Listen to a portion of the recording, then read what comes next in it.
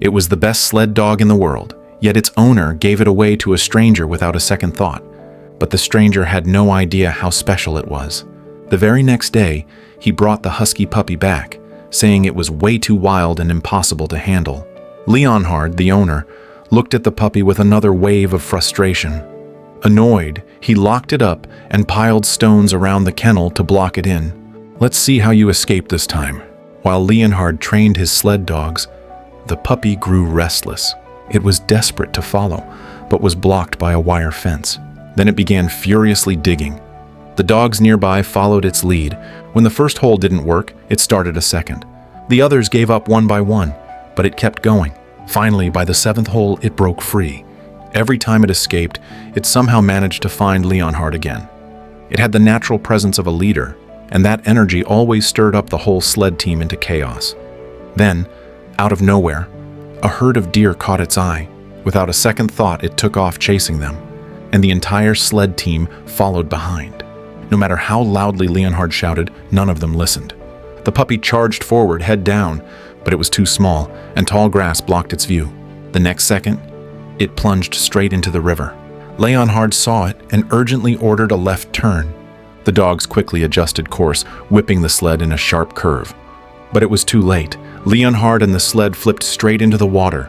Leonhard, furious, locked the puppy in a dark shed. At first, the little one panicked, running wildly around the room. But once it calmed down, it began studying its surroundings carefully. It noticed a gap in the ventilation duct, just wide enough to squeeze through. It immediately plotted an escape route. First, it climbed into the cabinet, then up through the shelves one step at a time.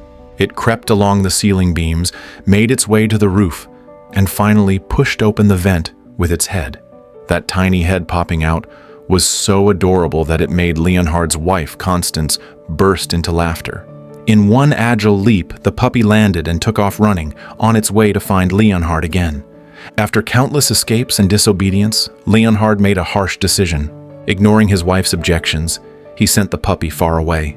The new owner immediately locked the dog up, and although the house looked nicer, the puppy only wanted one thing: to go back. It ran circles in the room, frantically trying to find a way out. Then it stopped. It looked toward the window and backed up a few steps.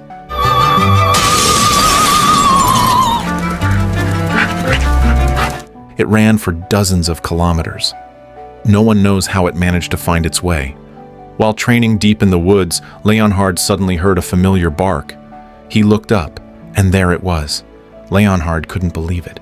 This puppy could always find him. Seeing its paw cut by glass, Leonhard finally softened. He decided to take the pup back home.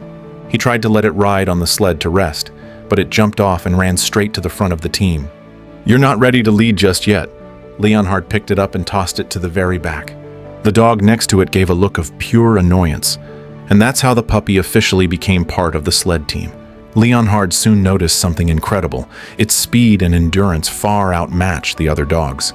So he moved it up one row, but it was still faster than the dogs beside it. By the time they got home, the puppy had reached the very front. Constance smiled with joy. The puppy had finally proven its worth. Even though no one believed in it before, it earned its place with strength and determination. Leonhard gave the puppy a name, Togo. From that moment on, Togo became Leonhard's most trusted partner. 1 year later, they entered the Alaska Sled Dog Championship and won. Togo instantly became the most outstanding sled dog of all. But Leonhard didn't know that one decision would almost cost Togo its life. An outbreak of diphtheria suddenly struck the town. Dozens of children were infected. The disease had an extremely high fatality rate. In a matter of days, 5 children had already died. The serum needed to treat them was in a city 400 miles away, but winter was coming fast, and a massive storm was on the horizon. Planes couldn't fly through it. Leonhard was chosen for the mission, a race against death. At the time, Togo was already 12 years old. Constance begged him not to bring Togo. Togo was too old, but Leonhard knew, without Togo, he didn't stand a chance. Time was running out. The next morning, Leonhard said goodbye to his wife. This journey might be his last. Finally, Constance walked over to Togo, looked into his eyes and said, "You bring him back to me, okay? And you come back to me. Good boy." And just like that, Leonhard and Togo set off. with the hope of the entire town resting on their shoulders. The townspeople gathered to see them off. Their eyes were filled with worry, admiration, and hope. This was a hero's journey. Leaving the town behind, Togo led the team across the snowy wilderness. The mountains ahead were completely engulfed by a raging blizzard. Winds howled, and snow filled the air. Togo showed no fear. Charging ahead, he led the team straight into the storm. They struggled over a steep mountain. After finally reaching the summit, they faced a long, steep descent. The blizzard grew even fiercer. The swirling snow blinded Leonhard. He could no longer see what was ahead. They rushed downhill, gaining speed. Togo sensed something was wrong. A deadly drop loomed ahead. He stopped abruptly and barked loudly. Leonhard caught the warning and tried to use his ice axe to stop the sled, but they were going too fast. Leonhard jumped off, trying to jam the ice axe into the ground, but the force dragged him down. They were sliding faster and faster, about to plunge off the cliff.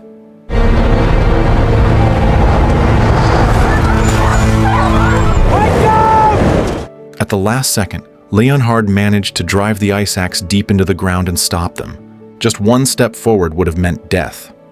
Leonhard shouted, "Togo! Turn around and climb back up." The other dogs were frozen in fear. Togo carefully stepped back. The ground beneath him was slippery, but he didn't panic. He shifted his weight, turned, and began to climb. He tried again and again. His paws were torn and bleeding, but he never gave up. Finally, after countless efforts, Togo pulled the entire team back to safety. He came to Leonhard's side, gently licking the ice off his face as if to comfort him. Leonhard looked at Togo's bloodied paws, heart aching. After escaping danger, Leonhard decided to cross the frozen surface of the Bering Sea. This would cut the journey time in half. Locals called this place the Sound, because the sound of cracking ice could be heard everywhere. The movement of the sled instantly fractured the fragile ice, sending bursts of seawater into the air. The dogs were terrified, but there was no turning back now. Leonhard called out the names of each dog, cheering them on. The temperature had dropped to minus 60 degrees, with wind speeds over 100 kilometers per hour. Their only option was to move forward. The mayor sent word of Leonhard's heroic journey to the newspapers. Their story spread across the country, capturing the nation's attention. Everyone was in awe. They weren't just worried about whether the serum could be delivered, they feared Leonhard and his team might never make it back alive.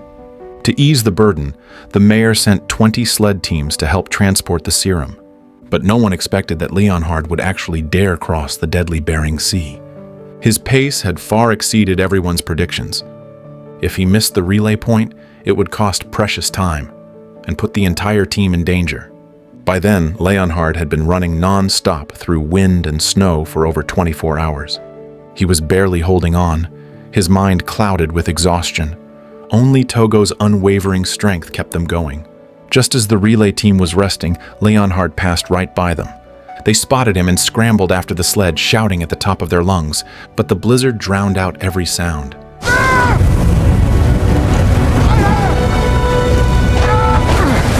Thankfully, Togo heard them.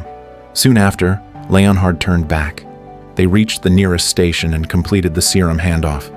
They could finally rest for one night. The next morning, Leonhard set off again. There was no time to waste. He decided to cross the Bering Sea once more, but the cracks in the ice were even more visible than before. This crossing would be even more dangerous. Leonhard thought for a moment, then gave the command. They began the most treacherous part of their journey. Once again, they charged forward with everything they had. The sea beneath their feet roared with fury. One slip could mean the end for the whole team. It wasn't long before the ice shattered under the waves. Huge swells lifted and tossed floating sheets of ice. The surface was slick and sloped. The dogs could barely stay upright. Togo had no time to be afraid.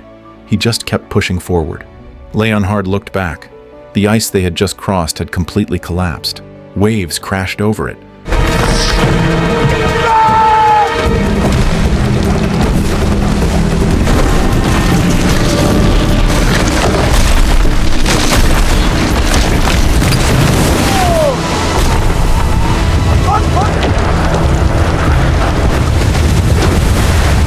They were almost at the shoreline, but the floating ice was still 10 meters away from land. 1 man and 10 dogs. How could they get across? Leonhard turned and drove an iron spike into the sled for support. He tied a rope to Togo. Then, with all his strength, he threw Togo toward the shore.